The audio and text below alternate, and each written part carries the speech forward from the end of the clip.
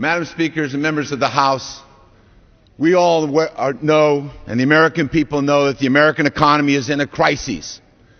It's not that this bill in and of itself will fix the American economy, but this bill takes a major step to filling a huge gap, and that is the loss of spending at the local level among our school districts, our water districts, our cities, our counties, and our states. Why is that happening? Because they're hemorrhaging a huge loss.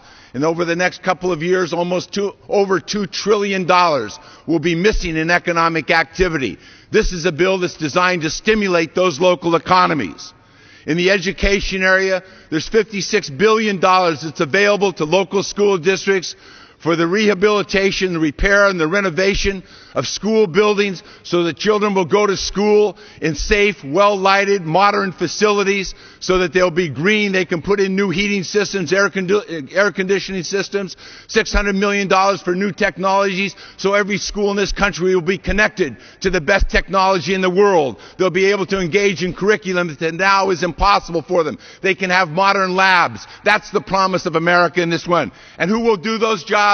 Local contractors, heating contractors, electricians, plumbing contractors, building contractors from our local communities who will hire other people in our local communities. That's what will happen with this legislation. That's the promise of this legislation. It will help school districts from keeping to lay off teachers. In a matter of a few weeks, California will start issuing its advanced pink slips to hundreds of thousands of teachers across this nation will be in the same situation. Now school districts will know that they're going to get $13 billion in Title I in IDEA money that will help them reduce the number of people who will be unemployed if we do nothing. If we do nothing, unemployment will continue.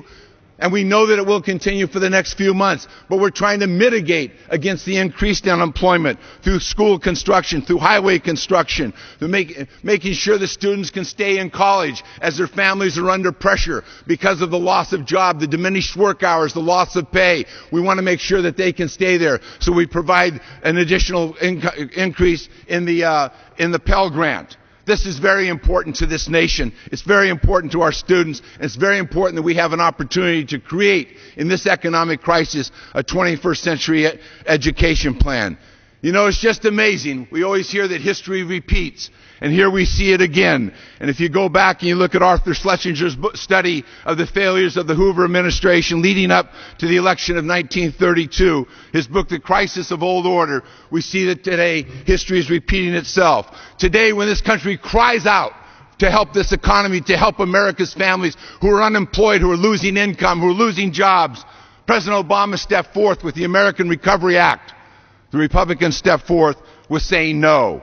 It was reflected when Minority Leader John Boehner's instructions to his colleagues to oppose the bill, even as President Obama was traveling the Hill to meet with them and discuss this bill with them. They decided in advance of that meeting they would say no. Minority Whip Eric Cantor of Virginia has said that no is going to be the Republican strategy on this economic crisis. No is going to be their strategy, he said. The Republican national spokesman of late, radio host Rush Limbaugh, added that no is a strategy by asserting on the air that he wants President Obama to fail. Does he understand if President Obama fails that the American families lose income, they lose their jobs, and the crisis continues? And here we see the repeating of no. It was President Hoover, in the midst of the Depression, with his policy that the federal government could not help, could do nothing to help this nation, and he was so wrong. He asked Will Rogers to think up a joke that would stop hoarding by the American public. He asked Rudy Valley, can you sing a song that would make people forget the Depression? I will give you a medal. He asked Christopher Morley, perhaps what this country needs is a good poem. Some poem to give us. We won't need the legislation if you will give us a poem. I ask for 30 seconds. I yield the gentleman 30 seconds. This economic crisis will not be solved by a song, a poem, or a good joke.